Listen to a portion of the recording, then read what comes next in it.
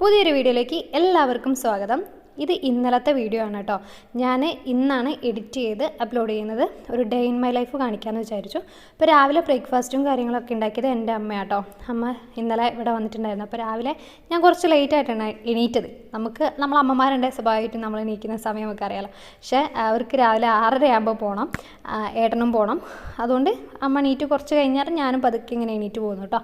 പിന്നെ അമ്മ അപ്പം അതുപോലെ സ്റ്റൂ ഉണ്ടാക്കിയിട്ടുണ്ടായിരുന്നു. പിന്നെ ഏട്ടന് കൊണ്ടുപോകാനുള്ളത് അമ്മ അപ്പം ചുട്ടിട്ട് പാത്രത്തിലാക്കി വെച്ചിട്ടുണ്ടായിരുന്നു. പിന്നെ അവർക്ക് 2 പേർക്കുള്ളത് ഞാൻ പാക്ക് ചെയ്തു, ഒക്കെ റെഡിയാക്കി കൊടുത്തു. അങ്ങനെ 6:45 ആയപ്പോഴത്തേക്കും 2 പേരും ഇറങ്ങി കേട്ടോ. കാരണം അമ്മയ്ക്ക് 6:45 6:50 ബസ്സൊക്കെ കിട്ടിയാലാണ് മുക്കത്തുനിന്ന് കറക്റ്റ് അമ്മയ്ക്ക് അവിടെ കയറാനുള്ള സമയത്തിൽ എത്തുള്ളൂ കേട്ടോ. പിന്നെ ഏട്ടന് 7:15 ആകുമ്പോഴാണ്. പക്ഷെ അമ്മ പിന്നെ മുക്കത്ത് ഇറക്കി പിന്നെ ഏട്ടനെ തിരിച്ചിങ്ങോട്ട് വരേണ്ട ആവശ്യമില്ല. അപ്പോൾ ഏട്ടന് നേരത്തെ സൈറ്റിലേക്ക് അങ്ങ് പോകും. അങ്ങനെ 2 പേരും ഇതാട്ടോ പോവാണ്. എനിക്കിന്ന് എന്താ അറിയില്ല, രാവിലെ നീറ്റതേ ഭയങ്കര ഒരു ക്ഷീണം, ഒരു തലകറക്കമുള്ളത് പോലെയോ ഒരു കുഴച്ചിൽ മാറി ഇങ്ങനെ തോന്നുന്നുണ്ട്. അപ്പോൾ ഞാൻ നീറ്റ് ഉടനെ തന്നെ ചായ കുടിച്ചിട്ടുണ്ടായിരുന്നു കേട്ടോ.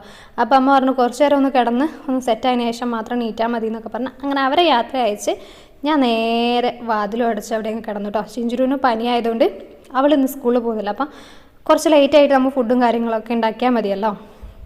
ഞാനില്ലേ 7 മണിയൊക്കെ ആകുമ്പോൾ ഉറങ്ങാൻ തുടങ്ങിയിട്ട് എണീക്കുന്നത് 11:45 ആകുമ്പോഴാണ് കേട്ടോ. മോള് വന്ന് വിളിക്കുമ്പോഴാണ് ഞാൻ അറിയുന്നത്. അല്ലെങ്കിൽ ഞാൻ കുറേ നേരം പിന്നെ ഉറങ്ങിപ്പോയിരുന്നു. നല്ല ഡീപ്പായിട്ടുള്ള ഉറക്കമായിരുന്നു കേട്ടോ. ഈ ഒരു സെക്കൻഡ് ട്രൈമസ്റ്റർ തുടങ്ങിയതിന് ശേഷം ഞാൻ ഇത്രയും ഡീപ്പായിട്ട് ഉറങ്ങിയത് ആദ്യമായിട്ടാണ്. രാത്രി ഒരു കറക്റ്റ് ഒരു ഉറക്കമില്ല. പിന്നെ പകൽ അങ്ങനെ ഉറങ്ങുന്നുമില്ല. റെസ്റ്റ് എടുക്കുമെങ്കിലും ഞാൻ അങ്ങനെ ഉറങ്ങാറില്ല. ഉറക്കം എനിക്ക് വരുന്നില്ല, അതാണ് പ്രശ്നം. അപ്പോൾ പക്ഷേ എന്താണെന്നറിയില്ല, ഇന്ന് ഞാൻ നല്ലപോലെ ഉറങ്ങി. എനിക്കൊരു സമാധാനമായിട്ട് ഞാൻ ഇത്രയും നേരം ഉറങ്ങിയോ എന്നുള്ളൊരു ഇതായിപ്പോയി, സന്തോഷം തോന്നി ഉറങ്ങി കഴിഞ്ഞപ്പോൾ കേട്ടോ. അവൾ ഇന്നലെ പിന്നെ എന്താ വെച്ചാൽ പനിയും ഒക്കെ ആയതുകൊണ്ട് എന്താ പറയുക, ഇടയ്ക്കിടയ്ക്ക് എപ്പോഴും ഇങ്ങനെ എണീക്കുന്നുണ്ടായിരുന്നു. മൂക്കടവും പിന്നെ ആവി പിടിക്കേണ്ടായിരുന്നു, നനച്ച് തുടയ്ക്കാനൊക്കെ ഉണ്ടായിരുന്നു കേട്ടോ. പിന്നെ ഞാൻ എണീറ്റ് ഞങ്ങൾ 2 പേർക്കുള്ള പാലൊക്കെ കാച്ചി കുടിച്ചു. അതിന് മുന്നേ അവൾ എണീറ്റപ്പോൾ തന്നെ ഞാൻ പറയുന്നത് മോളെ പല്ല് തേച്ചിട്ട് അപ്പവും കറിയും എടുത്ത് കഴിച്ചു. ഒക്കെ എത്തുന്ന ഭാഗങ്ങളിലാണ് വെച്ചിട്ടുള്ളത്.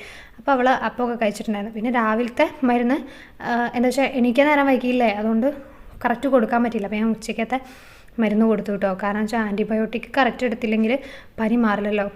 രാവിലെ ഞാനത് എന്താ വെച്ചാൽ ആ ഉറക്കത്തിൽ ഞാൻ നീക്കും എന്നുള്ള പ്രതീക്ഷയിലായിരുന്നു കിടന്നത്. ഒരു 8 മണി 8:30 ആകുമ്പോൾ നീക്കാന്നുള്ളതാണ്. പക്ഷേ അങ്ങ് ഉറങ്ങിപ്പോയി. ഉറക്കം വല്ലാത്തൊരു ഉറക്കമായി പോയിട്ടോ. ഞാൻ സംസാരിക്കുമ്പോഴേ ഒരു ശ്വാസമുട്ടുള്ള പോലെ നിങ്ങൾക്ക് ഫീൽ ചെയ്യുന്നുണ്ടോ? സോറി ഡേ, ഈ ഒരു സമയമായിട്ടാണെന്ന് തോന്നുന്നു. ഭയങ്കരമായിട്ട് ഇങ്ങനെ സംസാരിക്കുമ്പോഴോ നടക്കുമ്പോഴൊക്കെ ഭയങ്കര ഒരു കിതപ്പ് ഫീൽ ചെയ്യും. നമുക്ക് ഉള്ളിൽ നിന്ന് ശ്വാസം എടുക്കാൻ പറ്റാത്തതുപോലെ ഫീൽ ചെയ്യുന്നുണ്ട് കേട്ടോ. ഇനി ഉച്ചയ്ക്ക് കഴിക്കാനുള്ള ചോറിനുള്ള വെള്ളം അടുപ്പത്തേക്ക് അങ്ങ് വെക്കാം കേട്ടോ. ഇന്ന് കുറച്ച് അരി ഇട്ടാൽ മതി നമ്മൾ പറഞ്ഞിട്ടുണ്ടായിരുന്നു. വൈകുന്നേരം മന്തി വാങ്ങാമെന്ന് പ്ലാൻ ചെയ്തിട്ടുണ്ട്. ഈ ഒരു പ്രഗ്നൻസി സ്റ്റാർട്ട് ചെയ്തതിന് ശേഷം ഞാൻ മന്തി കഴിച്ചിട്ടേ ഉണ്ടായിരുന്നില്ല. സ്റ്റാർട്ടിങ്ങിൽ എനിക്ക് ഏട്ടൻ വാങ്ങി കൊടുത്തത് എന്തെങ്കിലും ഒന്ന് കഴിച്ചോട്ടെ എന്ന് വെച്ചിട്ട് എൻ്റെ ഏറ്റവും ഇഷ്ടമുള്ള ഫുഡിൽ ഒന്നാണ് മന്തിയും മയോണൈസും കൂട്ടി എനിക്ക് ഭയങ്കര ഇഷ്ടമാണ്. ഞാൻ നല്ലപോലെ കഴിക്കുകയും ചെയ്യായിരുന്നു കേട്ടോ. പക്ഷെ വാങ്ങി കൊണ്ടുവന്നപ്പോൾ അന്ന് എനിക്ക് സ്റ്റാർട്ടിങ് ആയതുകൊണ്ടായിരിക്കും അതിൻ്റെ സ്മെല്ല് അത്ര അങ്ങ് പിടിച്ചില്ല. അതുമാത്രമല്ല വായിൽ വെച്ചതേ എനിക്ക് വോമിറ്റ് ചെയ്യാൻ തുടങ്ങിയിട്ടുണ്ടായിരുന്നു. അതുകൊണ്ട് പിന്നെ ഞാൻ അതുമ്മൽ പിന്നെ മെനക്കെട്ടിട്ടുണ്ടായിരുന്നില്ല കേട്ടോ. അപ്പോൾ അമ്മ പറഞ്ഞു നമുക്കൊന്ന് കഴിച്ചു നോക്കാമെന്ന് പറഞ്ഞു. ഓക്കെ എന്നും പറഞ്ഞു കേട്ടോ. അപ്പോൾ ഉച്ചയ്ക്ക് കഴിക്കാനുള്ള ഉപ്പേരിക്ക് ഞാൻ വഴുതനങ്ങ കേട്ടോ എടുത്ത്. ഇത് നല്ല വഴുതനങ്ങയായിരുന്നു കേട്ടോ. ചില സമയത്ത് ഞാൻ വാങ്ങിക്കൊണ്ട് വരുമ്പോഴേ അതിനുള്ളിൽ നിറയെ പുഴുവായിരിക്കും. ഇത് ഒരു പുഴുവില്ല. പക്ഷേ ഞാൻ കുറച്ചേ വാങ്ങിയിട്ടുണ്ടായിരുന്നു. എനിക്ക് പേടി ചെയ്ത് വാങ്ങാം. എനിക്ക് ഭയങ്കര ഇഷ്ടമാണ് വഴുതനങ്ങ. പക്ഷേ കേടുണ്ടോയെന്ന് അറിയാത്തതുകൊണ്ട് ഞാനൊരു 3 വാങ്ങിയിട്ടുണ്ടായിരുന്നുള്ളൂ കേട്ടോ. അങ്ങനെ അത് അരിഞ്ഞ് വെള്ളത്തിൽ ഇട്ട് അവിടെ വെച്ചിട്ടുണ്ട്. അപ്പോഴത്തേക്ക് നമ്മൾ ചോറിനുള്ള വെള്ളം തിളച്ചിട്ടുണ്ടായിരുന്നു. അരി എടുത്ത് ചൂടുവെള്ളത്തിൽ ഇട്ടു കേട്ടോ. ഇനി ചൂടുവെള്ളത്തിൽ ഇട്ടിട്ട് കഴുകുകയാണെങ്കിൽ പെട്ടെന്ന് അങ്ങ് അതിൻ്റെ ഒരു ഒട്ടലില്ല അരിൻ്റെ, അതങ്ങ് പോയി കിട്ടും. ഞാനും അമ്മയില്ലേ നേരിൽ കണ്ടിട്ടുണ്ടെങ്കിൽ അല്ലെങ്കിൽ ഒരു 5 മിനിറ്റ് ഫോണിൽ കൂടെ സംസാരിക്കുകയാണെങ്കിൽ ഞങ്ങൾ പെട്ടെന്ന് അടി ഉണ്ടാക്കും കേട്ടോ. അമ്മ എന്തെങ്കിലും ഒന്ന് പറയും, എനിക്ക് ദേഷ്യം പിടിക്കും, ഞാൻ തിരിച്ചും പറയും. പക്ഷേ ഞങ്ങളങ്ങനെ മിണ്ടാതിരിക്കുകയെ അല്ലെങ്കിൽ തെറ്റി നിൽക്കുകയൊന്നും ചെയ്യില്ല കേട്ടോ. ഞങ്ങളത് അപ്പം തന്നെ എന്താ വെച്ചാൽ പറഞ്ഞ് അത് കഴിഞ്ഞു. ഞങ്ങൾ പിന്നെ വേറെ എന്തെങ്കിലും ചർച്ചയിലേക്ക് അങ്ങ് പോകും കേട്ടോ. അപ്പോൾ ഏട്ടൻ പറയും നിങ്ങൾ 2 പേരുടെ ഇടയിൽ നിന്ന് സംസാരിക്കാനോ, നിങ്ങൾ എപ്പോഴും അടി ഉണ്ടാക്കും, നീ എന്തിനാ അമ്മേനോട് ഇങ്ങനെ അടി ഉണ്ടാക്കുന്നത് നിൽക്കും. പക്ഷേ അമ്മേനോട് ഇഷ്ടമുള്ളതായിട്ടല്ല നമ്മളങ്ങനെ അടി ഉണ്ടാക്കുന്നത്. എല്ലാ വീട്ടിലും അങ്ങനെ തന്നെ ആയിരിക്കും. അമ്മയും മക്കളെന്ന് പറയുന്നത് എന്താ പറയുക, എപ്പോഴും നമുക്ക് ധൈര്യമായിട്ട് അവരോട് എന്തും പറയാം. അവർ നമ്മളെ ഒറ്റപ്പെടുത്തില്ല എന്നുള്ള ഒരൊറ്റ ധൈര്യമല്ലേ നമുക്ക്. അതല്ലേ എൻ്റെ അമ്മ എൻ്റെ അച്ഛൻ മരിച്ചതിന് ശേഷം എൻ്റെ അനിയനെ എന്നെയും എങ്ങനെ വളർത്തി എന്നുള്ളത് കറക്റ്റായിട്ട് അറിയുന്ന ആളാണ് ഞങ്ങൾ 2 പേരും. ഞാനും അമ്മയും കൂടി ഇരുന്ന് കഴിഞ്ഞാൽ ചർച്ച ചെയ്യുന്ന കാര്യങ്ങളില്ല, ഞങ്ങളെ ഭാവി കാര്യങ്ങളൊന്നുമല്ല കേട്ടോ. ഞങ്ങളെ കഴിഞ്ഞു പോയ കാര്യങ്ങളാണ് ചർച്ച ചെയ്യുക. അതായത് അച്ഛൻ മരിച്ചതിന് ശേഷം ഞങ്ങൾ എങ്ങനെ ജീവിച്ചു, അച്ഛൻ മരിക്കുന്നതിൻ്റെ മുന്നേ എങ്ങനെയായിരുന്നു, നമ്മളെ സഹായിച്ച ആൾക്കാർ, നമ്മളെ കുത്തി നോവിച്ച ആൾക്കാർ, അങ്ങനെ ഞങ്ങളതായിട്ടുള്ള കുറേ പേഴ്സണൽ കാര്യങ്ങളില്ലേ, അത് ഞങ്ങളിങ്ങനെ ചർച്ച ചെയ്തുകൊണ്ടിരിക്കും. ഭാവിൻ്റെ ഒരു കാര്യവും ഞങ്ങൾ ചർച്ച ചെയ്യില്ല. ഞാനും എൻ്റെ അനിയനും ഹസ്ബൻഡും കൂടി ആട്ടോ ചർച്ച ചെയ്യുള്ളൂ. അമ്മയും ഞാനും ആണെങ്കിൽ ഞങ്ങളെ പഴയ കാര്യങ്ങളൊക്കെ പറഞ്ഞ് ചിരിക്കാനുള്ളതൊക്കെ ചിരിക്കും. ചിലത് സങ്കടം വരുന്നുണ്ടാവും. എന്നാലും അതൊക്കെ ഇങ്ങനെ പരസ്പരം പറയുമ്പോൾ അല്ലേ ഒരു ഓർമ്മയാണ് കേട്ടോ. അതൊക്കെ നമ്മളെ മനസ്സിലില്ലേ ഓരോ കാര്യങ്ങളും ഇങ്ങനെ കുറേ വർഷങ്ങളാകുമ്പോൾ ഒരു ചെറിയൊരു മങ്ങിച്ച വരില്ലേ. പക്ഷെ ഒന്നും കൂടി അത് പറയുമ്പോൾ അതങ്ങനെ ഓക്കെ, അതൊന്നും കൂടി നമുക്ക് മനസ്സിലൊന്നും കൂടി എന്താ പറയുക നല്ലപോലെ ക്ലിയർ ആയിട്ട് തോന്നും. അങ്ങനെ സംസാരിച്ച് വന്നപ്പോഴേക്കും നമ്മളെ ഉപ്പേരിക്കുള്ളതൊക്കെ അടുപ്പത്ത് വെച്ചിട്ടുണ്ടായിരുന്നു കേട്ടോ. ചട്ടി ചൂടാക്കി അതിലേക്ക് എണ്ണ ഒഴിച്ചു, കടുക് പൊട്ടിച്ചു. പിന്നെ നമ്മൾ അരിഞ്ഞ് വെച്ച വഴുതനങ്ങ കൂടി ഇട്ട് കൊടുത്തിട്ട് വെള്ളം ഇങ്ങനെ വാർത്തെടുത്തിട്ടാണ് കേട്ടോ ഇട്ട് കൊടുത്തിട്ടുള്ളത്. പിന്നെ മഞ്ഞൾപ്പൊടിയും ആവശ്യത്തിനുള്ള ഉപ്പും മുളകും ഇട്ട് കൊടുത്ത് നല്ലപോലെ ഇളക്കി മൂടി അവിടെ വെച്ച് വേവിച്ചെടുക്കാം. ലോ ഫ്ലെയിമിൽ അവിടെ ഇരുന്നോട്ടെ കേട്ടോ. അപ്പോഴേക്കും നമ്മൾ ചോറ് അടുപ്പത്തിരുന്ന് നല്ലപോലെ തിളച്ചിട്ടുണ്ടായിരുന്നു കേട്ടോ. ഇനി നമുക്കിത് വാങ്ങി റൈസ് കുക്കറിൽ അങ്ങ് ഇറക്കി വെക്കാം. ഒരു 15 മിനിറ്റ് കഴിയുമ്പോഴത്തേക്കും ചോറും അങ്ങ് ഊറ്റാനാവും കേട്ടോ. കറി എന്ത് വെക്കുമെന്ന് ഇങ്ങനെ ആലോചിച്ചുകൊണ്ടിരിക്കുമ്പോഴാട്ടോ ഇന്നലെ ഏട്ടൻ കുറച്ച് തോനെ കോര കൊണ്ടുവന്നിട്ടുണ്ടായിരുന്നു. അപ്പോൾ ഞാൻ അതിൻ്റെ അന്ന് കുറച്ച് അധികം എടുത്തിട്ട് പൊരിച്ചിട്ടുണ്ടായിരുന്നു. എനിക്ക് കോര പൊരിച്ചത് ഭയങ്കര ഇഷ്ടമാട്ടോ. അതിലൊരു 6-7 ഞാൻ മാറ്റി വെച്ചിട്ടുണ്ടായിരുന്നേ ഇന്ന് പൊരിക്കാൻ വേണ്ടിയിട്ട്. അപ്പോൾ ഞാൻ വെച്ചാൽ ഒറ്റ നേരത്തേക്കുള്ള കറി പോരെ. അപ്പോൾ ഈ കോര എടുത്തിട്ട് കറി വെക്കാൻ വെച്ചു. നമ്മൾ മുളകും വെള്ളം വെക്കില്ലേ, അങ്ങനെ മുളകും വെള്ളം വെക്കാമെന്ന് വെച്ചു. അങ്ങനെ ഐസ് പോകാൻ വേണ്ടി വെള്ളത്തിൽ അവിടെ ഇട്ട് വെച്ചിട്ടുണ്ട് കേട്ടോ. അപ്പോൾ ഐസ് പോകുമ്പോഴത്തേക്കും നമുക്കതിലേക്കില്ല ഉള്ളിയും വെളുത്തുള്ളിയും ഇഞ്ചിയും തക്കാളിയൊക്കെ നന്നാക്കി അരിഞ്ഞവിടെ മാറ്റി വെക്കാം കേട്ടോ. അതിനുശേഷം ഞാൻ മീനൊക്കെ നന്നാക്കി നല്ല വൃത്തിയാക്കി കഴുകി കൊണ്ടുവന്നോട്ട് വെച്ചിട്ടുണ്ട്. അതിൻ്റെ തലയൊക്കെ സിമ്മനൊക്കെ ഇട്ട് കൊടുത്തു.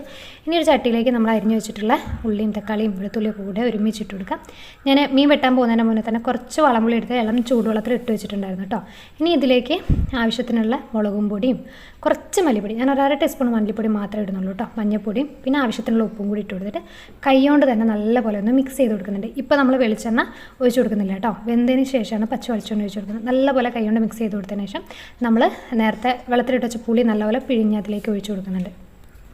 ഇങ്ങനെ കൈനോട് ചെയ്യുമ്പോൾ ആർക്കെങ്കിലും ഒരു ബുദ്ധിമുട്ടുണ്ട്. ഞാൻ ഏതൊരു വീഡിയോയിൽ ആൾക്കാർ കമൻറ്റ് ഇടുന്നുണ്ട്, ഒരു ചേച്ചി ഇങ്ങനെ കൈനോട് കുഴക്കുന്നുണ്ടപ്പോഴേ അയ്യോ നിങ്ങൾ എങ്ങനെയാണോ കറി വെക്കാറ്, വളരെ മോശമല്ലേ എന്നൊക്കെ കണ്ടിട്ടുണ്ട് കേട്ടോ.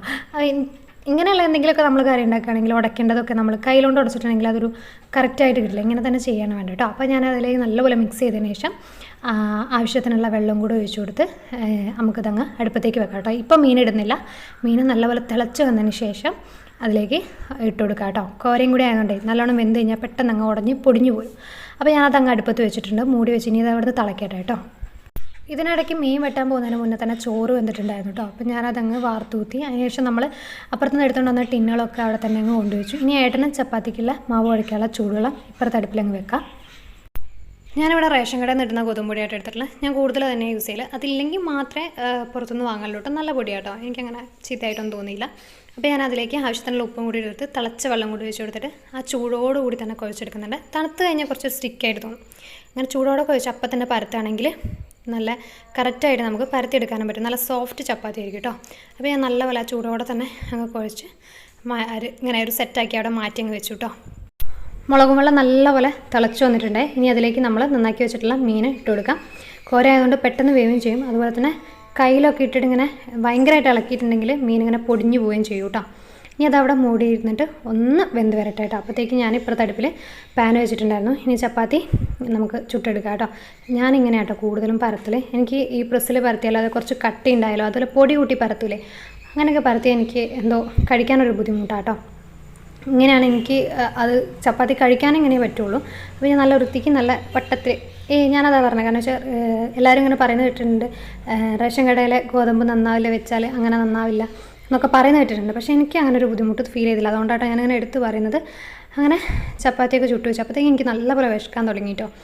ഞാൻ വേഗം ചെയ്ത് കുറച്ച് ചോറെടുത്തു. മീൻ കറിയിലാകുമ്പോൾ ഞാൻ പച്ച വെളിച്ചെണ്ണയും പച്ച കരിവേപ്പിലയും കൂടി ഇട്ടിട്ട് അടച്ചവിടെ വെച്ചിട്ടുണ്ടായിരുന്നു. പിന്നെ ആവശ്യത്തിനുള്ള ഉപ്പേരി എടുത്തു. പിന്നെ 2 കഷ്ണം മീനും കുറച്ച് ചാറും കൂടി എടുത്തിട്ടുണ്ട്.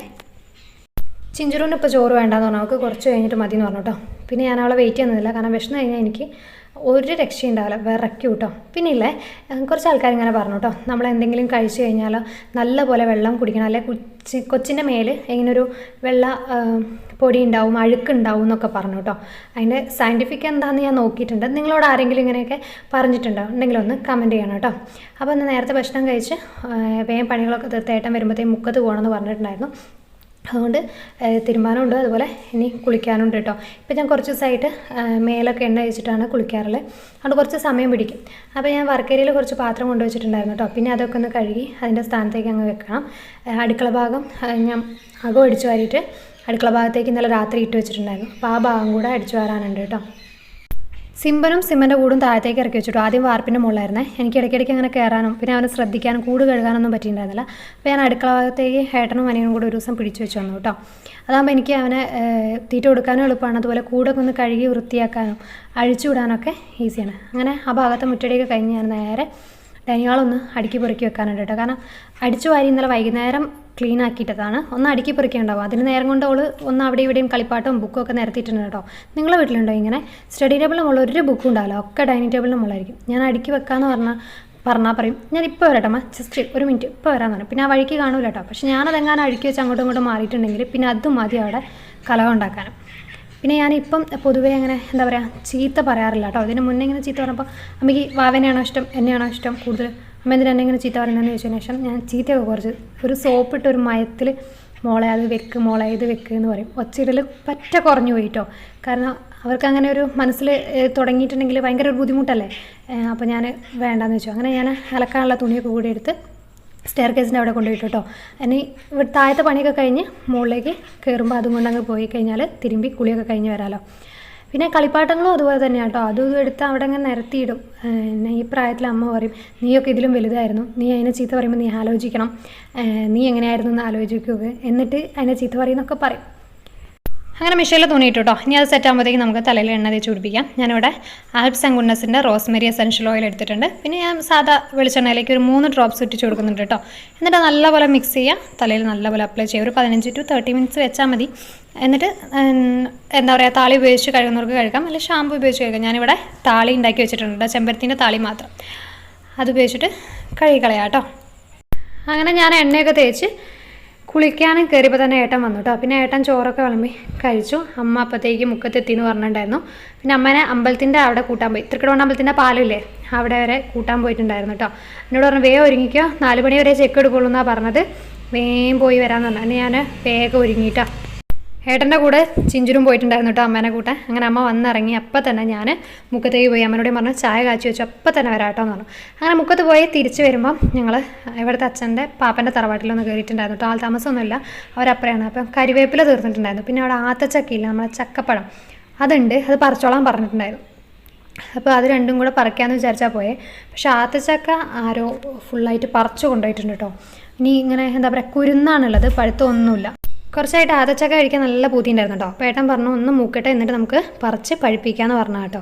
പക്ഷെ വന്ന് നോക്കിയപ്പം കുരുന്ന് മാത്രമേ ഉള്ളൂ, ബാക്കിയൊക്കെ ആരോ പറിച്ചുകൊണ്ട് 4-5 മരമുണ്ട്, അതിലൊക്കെ ആരോ പറിച്ചുകൊണ്ട് പോയി കേട്ടോ. പിന്നെ ഏട്ടൻ കരിവേപ്പില ഒടിക്കാൻ കയറിയിട്ട് അങ്ങോട്ട് കളയുണ്ട്, ഞാൻ പോയില്ല.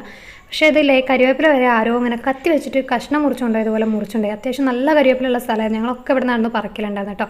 അങ്ങനെ കരിവേപ്പിലൊക്കെ പറിച്ച് വന്നപ്പോഴത്തേ അമ്മ ചായ ഉണ്ടാക്കി വെച്ചിട്ടുണ്ടായിരുന്നു. ഞങ്ങൾ വരുമ്പോൾ എണ്ണക്കടിയും കൂടെ വാങ്ങിയിട്ടുണ്ടായിരുന്നു കേട്ടോ. അങ്ങനെ 4 ആളും കൂടി ഇരുന്ന് പോയ വിശേഷങ്ങളും കഥകളൊക്കെ പറഞ്ഞ് ചിരിച്ച് ചായയൊക്കെ കുടിച്ച് ഇങ്ങനെ ഇരിക്കുക കേട്ടോ. ആ ചായ കൂടി ഞങ്ങൾ ഏകദേശം ഒരു 7:15 വരെ അങ്ങനെ ഇരുന്ന് സംസാരിച്ചുകൊണ്ടിരുന്നു. അതിനുശേഷം മന്തിയൊക്കെ ഓർഡർ ചെയ്ത് പിന്നെ ഞങ്ങളിരുന്ന് TV കണ്ടു കേട്ടോ. ഇങ്ങനെ ഞങ്ങൾ ആരും അങ്ങനെ TV കാണാറില്ല. ഞാനും ഏട്ടനും ഉണ്ടെങ്കിൽ ഫോണിലായിരിക്കും അല്ലെങ്കിൽ എന്തെങ്കിലും സംസാരിച്ചുകൊണ്ടിരിക്കും. ചിലപ്പോൾ ചിഞ്ചുരായിട്ട് സംസാരിക്കും, ചിലപ്പോൾ ചിഞ്ചുരിനെ പഠിപ്പിക്കുന്ന ഒരു സമയമൊക്കെയാണല്ലോ, അല്ലേ അവളെ ഇരുന്ന് കാർട്ടൂൺ കാണും. ഇതേ ഉള്ളൂ കേട്ടോ. അങ്ങനെ ഒരുമിച്ച് ഇങ്ങനെ ഇരുന്ന് TV കാണൽ കുറവാണ്, അങ്ങനെ ഇല്ല, അപൂർവമായിട്ടേ ഉള്ളൂ. പക്ഷെ ഇന്നെന്താണെന്ന് അറിയില്ല, എല്ലാവരും കൂടി ഇങ്ങനെ ഓരോന്ന് വർത്തമാനം പറഞ്ഞ് അങ്ങനെ ഇരുന്ന് ആ പ്രോഗ്രാമും അങ്ങനെ അങ്ങ് കണ്ടിരുന്നു കേട്ടോ. അങ്ങനെ നമ്മളെ മന്തി തിരുവമ്പാടിയിൽ നിന്ന് ഓർഡർ ചെയ്തിട്ടുണ്ടായിരുന്നു. അടിപൊളി മന്തി കേട്ടോ തിരുവമ്പാടിയിലുണ്ടായിരുന്നു. അപ്പം അവിടുന്ന് മന്തി ഇത് അവിടെ എത്തിയിട്ടുണ്ട് കേട്ടോ. ഞാൻ ഫസ്റ്റ് തന്നെ കവർ പൊട്ടിച്ച് നോക്കിയിട്ട് സ്മെല്ല് ചെയ്ത് നോക്കി, ഓക്കെ ആണോ. സ്മെല്ലടിക്കുമ്പോൾ ഇങ്ങനെ വോമിറ്റ് ചെയ്യാൻ വരുന്നുണ്ടെങ്കിൽ പിന്നെ ഞാനത് കഴിക്കണ്ടല്ലോ. അപ്പോൾ സ്മെല്ലടിച്ചപ്പോൾ എനിക്ക് വലിയ കുഴപ്പമൊന്നുമില്ല. അൽഫാമിൻ്റെ സ്മെല്ല് നല്ലപോലെ വരുന്നുണ്ടായിരുന്നു കേട്ടോ. അങ്ങനെ അനിയൻ വരാൻ വേണ്ടി ഞാൻ കാത്തിരിക്കുകയായിരുന്നു കേട്ടോ. ഇതിൻ്റെ സ്മെല്ലടിച്ചപ്പോഴത്തേക്ക് എനിക്ക് ഭയങ്കരമായിട്ട് കഴിക്കാനുള്ള അങ്ങനെ പൂതി ഭയങ്കരമായിട്ട് ഇങ്ങനെ വരുന്നുണ്ടായിരുന്നു. അപ്പം ഞാൻ വന്ന ഉടനെ തന്നെ വേഗം മന്തി വിളമ്പി പീസ് 2 കഷ്ണമാക്കിയിട്ടോ. കാരണം വലിയ പീസായിരുന്നു. അപ്പോൾ ഞാനും ചിഞ്ചുരൊന്നും അങ്ങനെ ഒരു ഫുൾ പീസൊന്നും അങ്ങനെ കഴിക്കാറില്ല കേട്ടോ. പിന്നെ ഏട്ടനും പിന്നെ ഡയറ്റാണ്, ഫുൾ ഡയറ്റാണ്. മന്തി ബിരിയാണി ഇതൊക്കെ കഴിക്കുകയും ചെയ്യും. പിന്നെ അതിനനുസരിച്ചുള്ള വർക്കൗട്ട് ചെയ്യും കേട്ടോ. ഇടയ്ക്ക് ഇങ്ങനെ എന്തെങ്കിലും കഴിച്ചില്ലെങ്കിൽ എന്താ. അങ്ങനെ ഞങ്ങൾ എല്ലാവരും കൂടെ ഒരുമിച്ചിരുന്ന് മന്തിയൊക്കെ കഴിച്ച് കഥകളൊക്കെ പറഞ്ഞു കേട്ടോ. അപ്പോൾ ഇത്രയേ ഉള്ളൂ കേട്ടോ വിശേഷം. Thank you for watching.